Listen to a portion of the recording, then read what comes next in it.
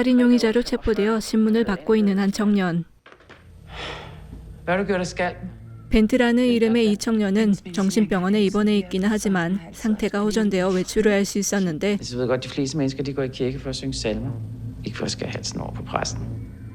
한 교회로 찾아가 여성 목사를 잔인하게 죽인 혐의를 받고 있습니다.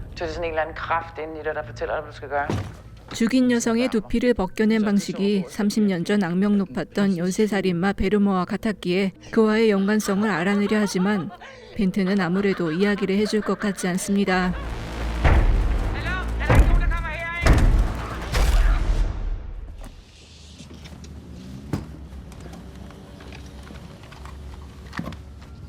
오래된 짐들을 정리하던 중 죽은 엄마의 물건들을 발견한 엠마. Du skal ikke rode i mors ting. Må jeg få din gamle Walkman? Jeg sagde, du skulle da ikke gjort det. 스스로 목숨을 끊은 아내를 아직 떠나보내지 못한 마티는 우울증으로 괴로운 날들을 보내고 있었는데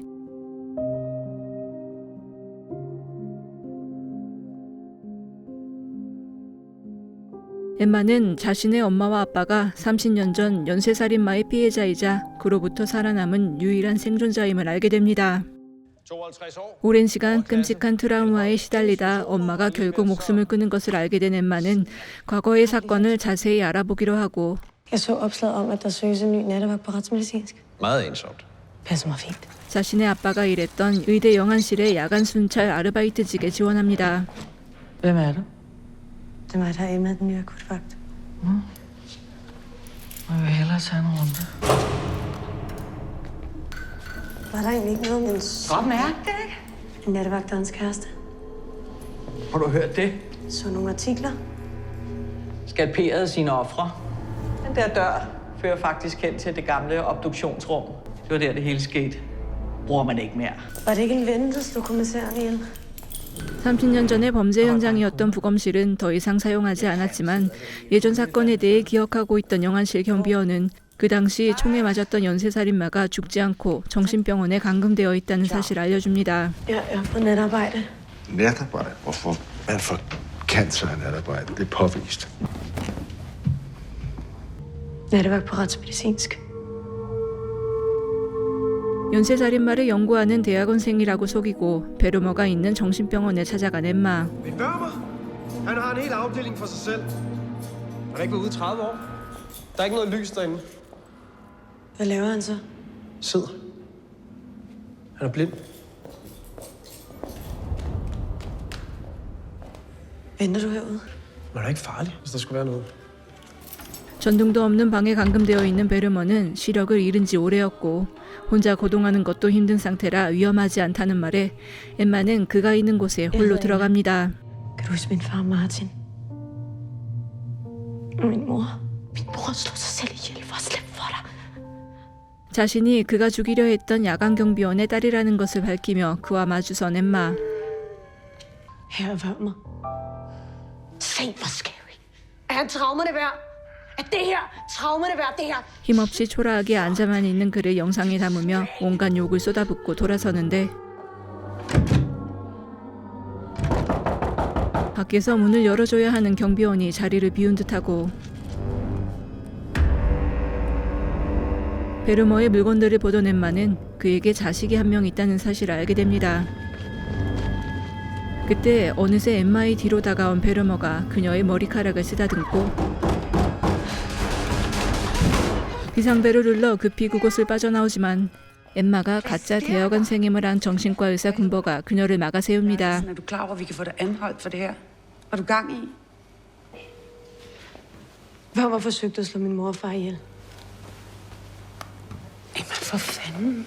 경찰에 신고를 하려 하자 할 수 없이 자신의 진짜 정체를 말한 엠마. Jeg hørte, de rejste langt væk. De gemte sig bare. Emma, og hvis du crasher ned i menneskers dybeste traumer, måske gør du det meget værre. Min far skal videre. Ja, men hvis det var omvendt. 아빠를 트라우마에서 벗어나게 해주고 싶었다는 그녀의 말에 의사는 그녀의 섣부른 행동으로 모두가 다칠 수 있다며 마틴의 정신과 상담을 권합니다. Du giver det her til din far. Tak. Hvad skete der med ham, der skød? Jens Ja. Har du mødt ham? forlod min gudmor Lotte, og så rejste han til Thailand. Har du vist din far film? Ikke endnu. 다음 날 부검 수업을 듣고 있던 엠마를 마틴이 갑자기 찾아오고 Det lover ikke. Far, Jeg har skaffet penge. den tager vi derhjem. 자신이 돈을 구해왔다며 야간 경비원 일을 당장 그만두라 하는데 Nej, jeg skal ikke have nogen penge.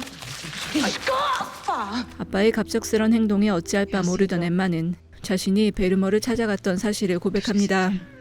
Her, far. Her, før mig. Tilbage. Se, hvor scary. Er traumerne værd? 초라한 그의 모습을 보고 아빠가 과거의 공포에서 벗어나길 원했던 엠마. Jeg har mødt en psykiater. 하지만 그런 그녀에게 마틴은 더 큰 공포가 자리 잡았음을 알려주고 Er du klar over, hvad du har gjort? Nu ved han, at du findes.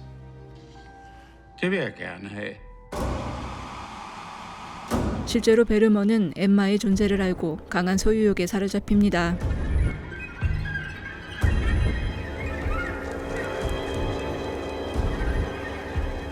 정신병동에서 베르머를 아빠처럼 따르던 벤트는 과거에 베르머를 총으로 쏜 젠스의 전부인 로테를 찾아가고 Den sagde, at den skulle møde med den. Altså, med mig. Er det navnet? Før mig? 위험을 감지한 그녀는 급히 도망가지만 Hej Martin, det er Lotte. Jeg er lige blevet opsøgt af et meget mærkeligt menneske. Åh, min Gud. 누군가 로테의 차 안에서 그녀를 기다리고 있었습니다. 살인 현장에 있던 벤트는 그렇게 체포가 되고 Hej Emma. Hun er blevet skalperet. Det er min gudmor. 로테가 살인당한 걸 안 엠마는 충격에 휩싸이는데 Vi regner med, at han muligvis har fundet en stærk faderfigur i værmen. Hvorfor Lotte? Bor du stadig alene med din pappa? Ja. Har han set hende? 담당 경찰은 엠마가 베르머를 찾아간 이후 살인이 다시 시작됐다며 엠마에게 날카로운 반응을 보입니다. Og så er vi tilbage ved dig, hvor det hele startede. Ja? 한편 다친 머리를 치료하느라 병원에 수감된 벤트. Samir hedder han. Hej, Tanja.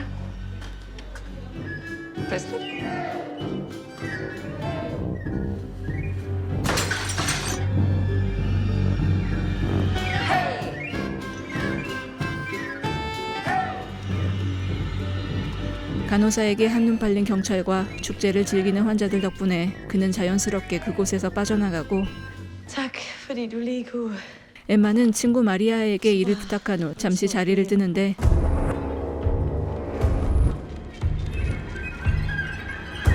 벤트가 영안실 화장실에 몰래 숨어듭니다. Hun er lige ringet. Nej, altså hun lagde en besked. Jeg så navnet på displayet. Du har 10 nye beskeder. Første nye besked. Modtaget. Hej Martin. Det er Lotte. Jeg er lige blevet opsøgt af et meget mærkeligt menneske. 로테에게 음성 메시지를 받은 마틴은 그것이 그녀가 살해당하던 순간이었음을 알게 되고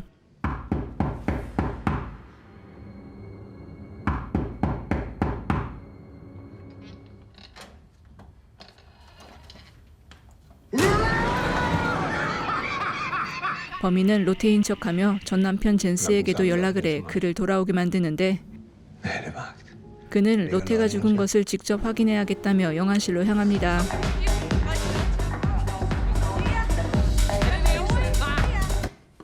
Tag nu videre.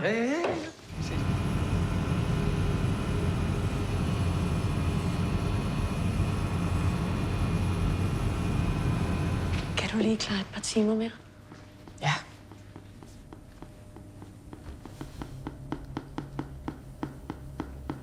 Så hvad lavede du egentlig, da du kom til Thailand? Det står sgu lidt uklart. Ligesom min mor. Hænger et ræb om halsen.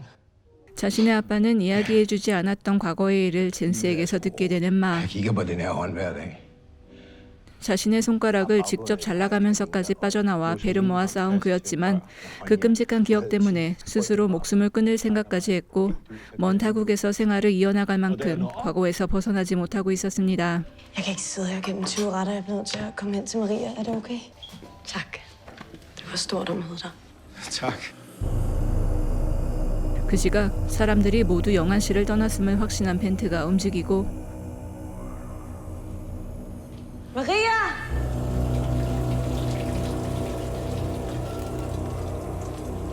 마틴과 헤어져 호텔로 향하던 젠스에게 누군가 다가와 칼을 휘두릅니다.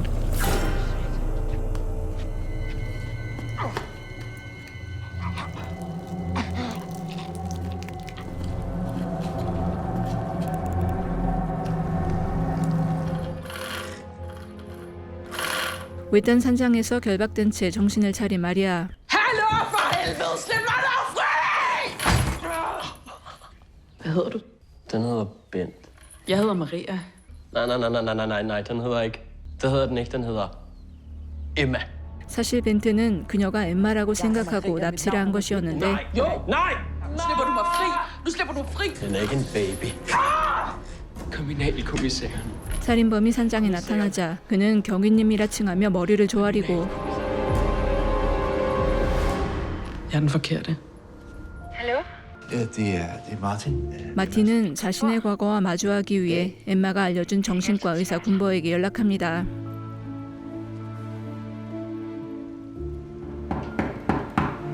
엠마는 아빠가 상담을 받으러 간 것을 알고 마음이 놓이지만 Fundet myrdet her til formiddag. 곧 경찰 크레이머가 찾아와 젠스가 살해당했음을 알리고 Lørdagsmorder, er det ham? Børn har aldrig haft en søn. Det der, det er hans datter. 베르머 사진 속의 아이가 아들이 아닌 딸이라는 사실을 알게 되는데 그의 딸은 베르머가 잡혀간 후 입양되었던 곳에서 끔찍한 학대를 받고 자랐습니다. Først opdagede, da hun skar hjemme med en hobbykniv. 양아버지를 죽이고 감쪽같이 사라져버린 베르머의 딸. Måske har hun skiftet identitet. 엠마는 연쇄살인마의 딸이 복수를 하는 것이 분명하다 생각하는데 마틴이 다음 타깃일 수 있기에 크레이머는 엠마와 함께 그가 상담을 받으러 간 정신병원으로 향합니다. Tak, Ben. Meget smuk og fin, faktisk. Og jeg er lidt ved den skin. Wow. Det er en blød kind. Der er plads til den kan ligge her. 한편 마리아는 벤트가 부모의 사랑이 고픈 어린아이 같다는 점을 이용해 그를 가까이 끌어들이고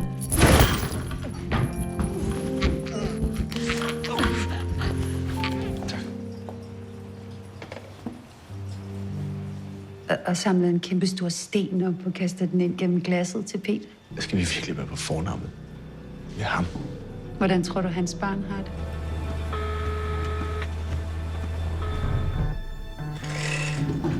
Hej Siri. Svar Emma. Din far, hun er rablende gal. Hvor er I? Hvad sker der? 때마침 걸려온 엠마의 전화를 받은 그녀는 살인범이 여자이며 벤트가 경위님이라고 불렀다는 사실을 알려줍니다. 이에 크레이머가 베르머의 딸이라고 생각한 엠마. Han kalder ind for kriminalkommissæren. Du skal også forstå, at hævn er en naturlig følelse. Peter havde næsten glemt alt, indtil Emma kom og stak en kniv i såret. 하지만 진짜 베르머의 딸은 정신과 의사인 군보였고 Kan du mærke det? Det er din datter.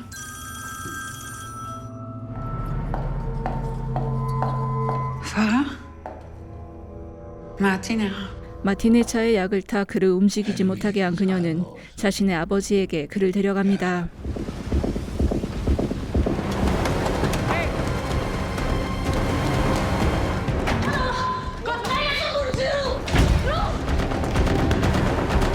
Hun løb den vej.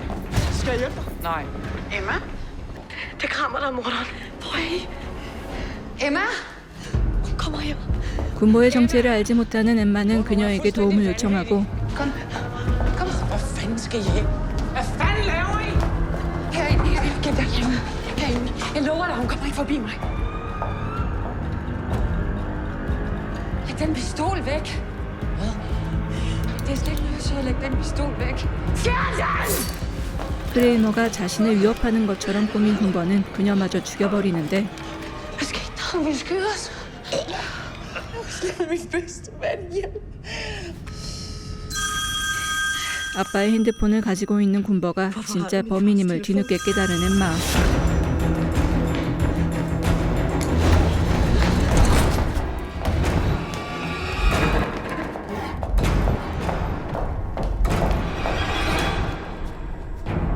하이힐을 신고 빨리 걷기는 잘하지만 공간 감각은 부족한 듯한 살인마 덕분에 엠마는 요리조리 잘 도망다니는데 Men man vender sig jo hurtigt til.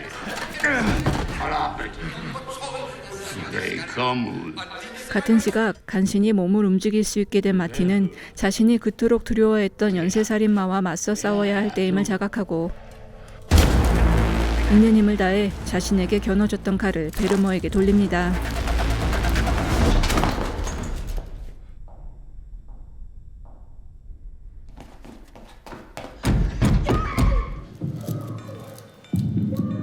딸의 비명을 들은 마티는 서둘러 그녀에게 향하고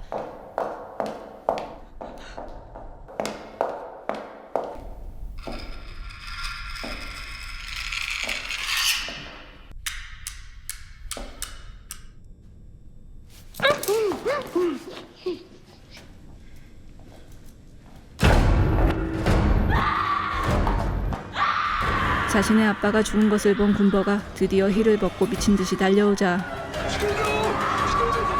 미리 챙겨뒀던 총으로 사정없이 그녀를 쏴버린 엠마. 그렇게 두 사람은 가족을 오랫동안 짓눌렀던 무거운 공포로부터 벗어납니다. 이 영화는 1994년작 덴마크 스릴러 나이트워치의 후속편으로 그 당시 감독을 맡았던 올레 보르네달이 또다시 직접 각본을 쓰고 연출을 했습니다.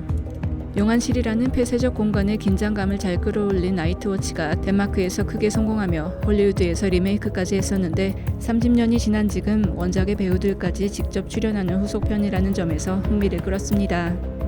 영화는 연쇄살인마와 피해자의 자식들로 이야기를 이어나가며 좀 더 많은 것을 보여주고 싶어하는 것 같지만 새롭게 추가된 요소들은 사실 제대로 영화에 스며들지 못합니다.